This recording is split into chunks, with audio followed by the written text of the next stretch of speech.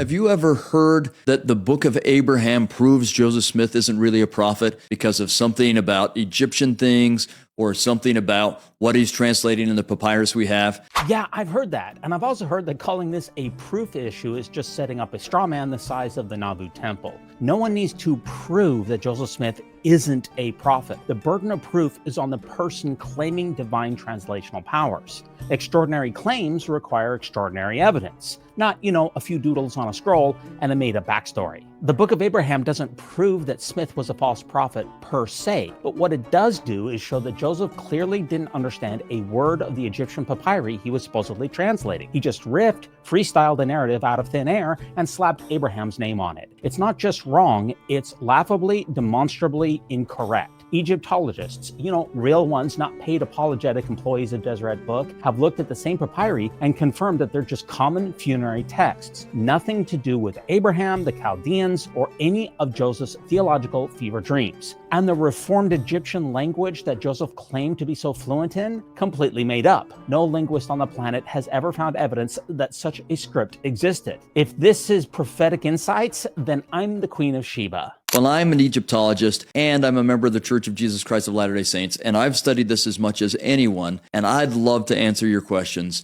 Sure, Kerry, you have studied it just as much as anybody else, I guess. You're paid to keep pretending that it works. You're not just an Egyptologist, you're the company man with tenure and gospel spin. You've been cashing checks from the Mormon Corporation for years to make the indefensible seem plausible.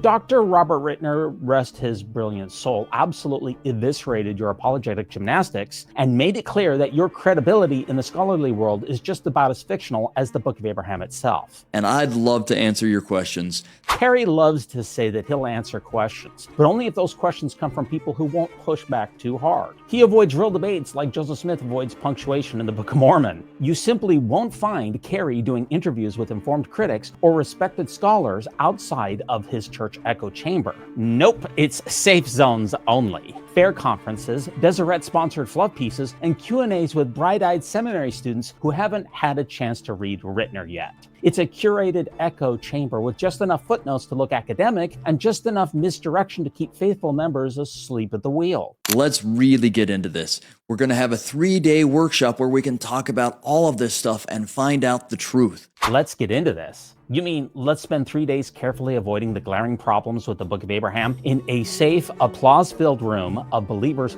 pretending that Kerry is solving the Egyptological equivalent of cold fusion? Hard pass, Professor. The truth is already out there, and it's not waiting in a Zoom workshop. The papyri say what they say. We have the documents. We have the translations. We have peer-reviewed Egyptological consensus. The only thing Kerry's workshop is going to reveal is how many ways a person can say, well, we don't really know, while ignoring 200 years of scholarship. You don't need a 3-day Mormon TED Talk to see the truth. You just need an honest Egyptologist with an internet connection. And find out how we can learn what's really going on. So please join us 3 days in September. TSAR.website will give you all the information you need to join us via Zoom, to join us in person, where you can even ask more questions.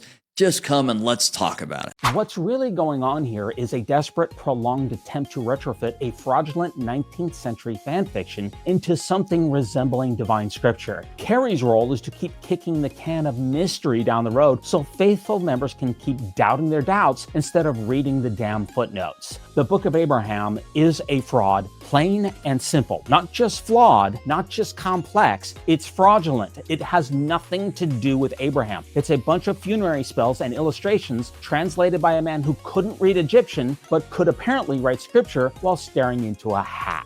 The overwhelming consensus from non-Mormon scholars is that the entire thing is a textbook case of religious fabrication. The fact that the Mormon Church still leans on a guy like Kerry to try and explain it all away is both tragic and hilarious. Save yourself the time. Skip the workshop. Read Robert Ritner. Read actual Egyptologists. And most importantly, don't let a suit and a slide deck convince you that nonsense is deep just because it's presented with a PowerPoint. Kerry Muhlestein, I will dismiss you without further argument.